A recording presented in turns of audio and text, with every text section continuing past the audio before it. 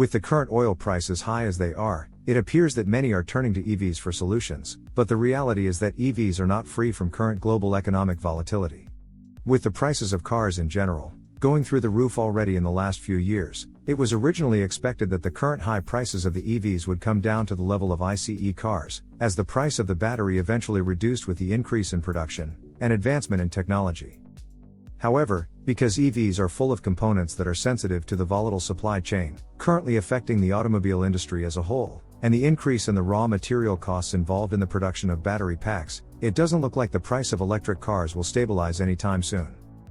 In this issue, in light of the current predicament, we will look at some of the low-price EV options from Korea that could materialize within the next few years, to follow outstanding EVs such as IONIQ 5 and EV6, as they may be out of price range for most of the population that is seeking to purchase the next vehicle.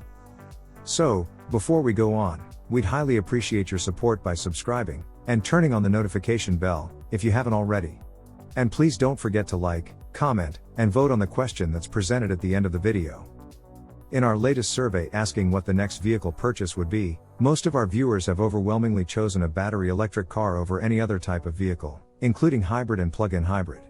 However, the biggest obstacle and barrier to entry has been the price, as battery packs that go into electric cars add up to 50% of the overall price to equivalent ICE cars. Also, contrary to the expectation that the EV prices would come down with time, the opposite is happening. For example, popular models such as Tesla have seen substantial price increases in the last few months, with each increase amounting to 5 to 10% across the model range, with now the lowest priced model, the Model 3 rear-wheel drive, costing $46,990. This increase is less apparent for other makes, such as Hyundai and Kia, which have launched their first dedicated EVs at prices far less than what was expected, with the Model 3 equivalent product, the IONIQ 5, starting at less than $40,000. However, the general upward trend in car prices are expected to continue for the foreseeable future for all manufacturers, especially due to the current geopolitical situation involving Russia and Ukraine.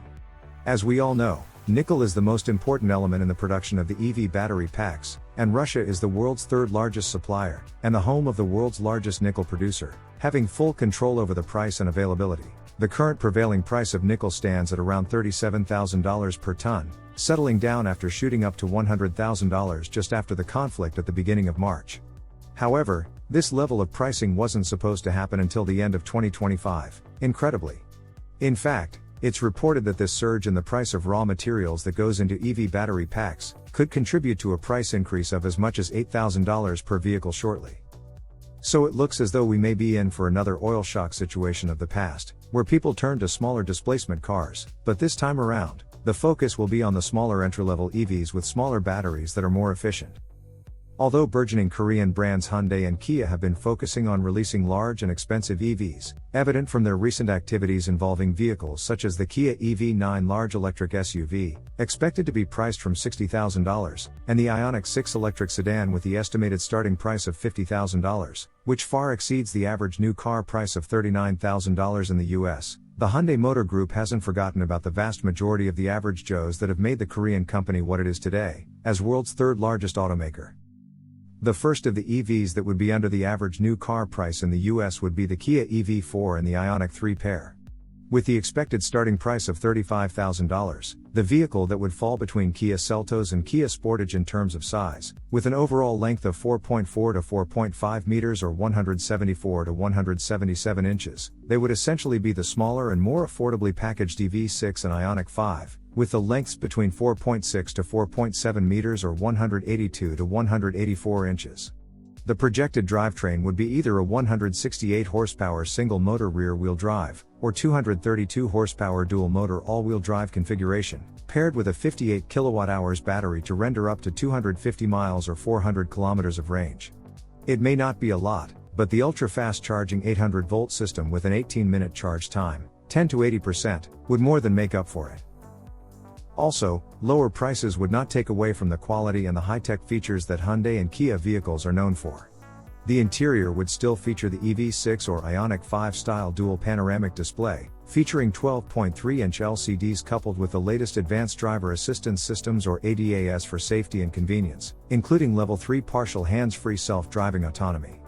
As EGMP dedicated EV platform-based cars, the EV4 and IONIQ 3 will also offer trademark features such as a V2L or V2G bidirectional charging system that could extract electricity from the battery for a variety of uses, including supplying power to an entire house, as well as sell back the excess juice when connected to the grid.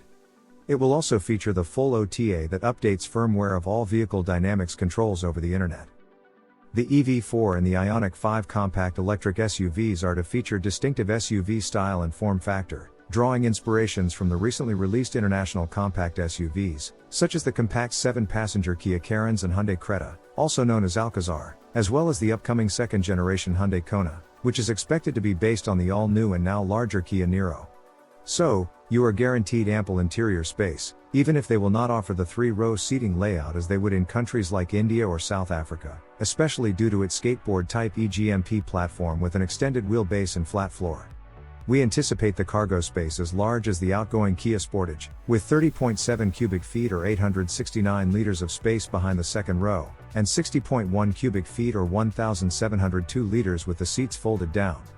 Already well under development, the expected release date of the Kia EV4 and the IONIQ 3 is late 2023 as the 2024 models. Another pair of entry-level EVs that are to make an introduction is a pair of hatchbacks sharing the same underpinning as the Kia EV4 and IONIQ 3 SUVs. Likely to be called the Kia EV3 and the IONIQ 4, the lower riding versions of the compact crossovers are to be the EV equivalent of the Kia Forte, K3, or Ceed and Hyundai i30 and Veloster compact cars. Still based on the EGMP platform, it will essentially offer the same drivetrain as the EV4 and the IONIQ 3 SUVs, but it's also expected to add high-performance versions with bigger batteries and more powerful motors. In addition to the standard 168 and 232 horsepower power electric systems, expect the addition of 225 horsepower single-motor rear-wheel drive, and 321 horsepower dual-motor all-wheel drive configurations for the high-performance versions.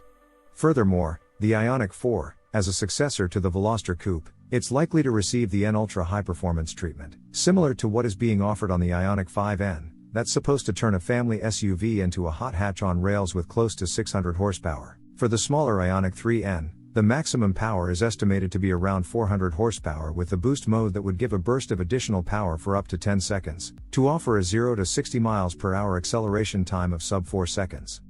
The equivalent GT model can also be expected for the EV3 counterpart.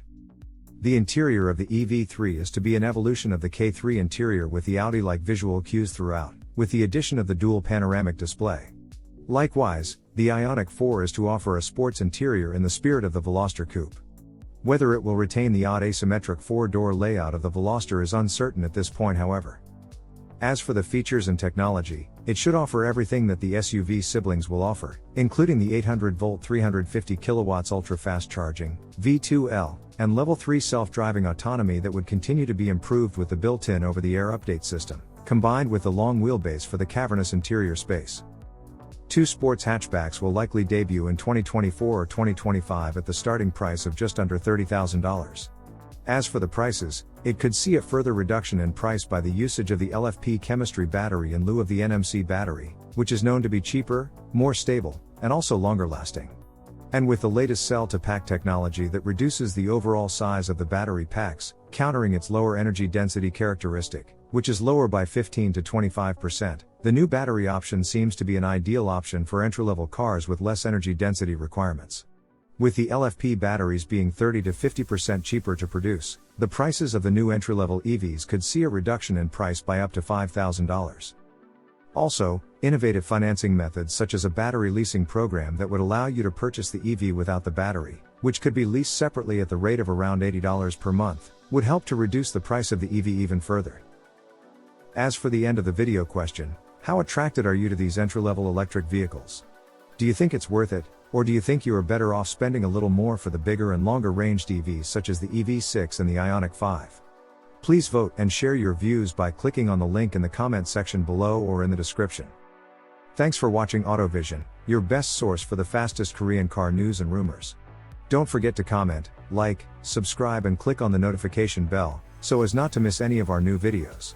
It would help the channel greatly if you could view our videos as soon as they are uploaded, and watch them all the way until the end, which would help to reach more people. Also, to support our channel even further, please join our membership and enjoy the exclusive content and preview of the upcoming episodes. Finally, Don't forget to join our forum and share your passion for Korean cars at KoreanCarNews.com. See you next time with the latest Korean car news.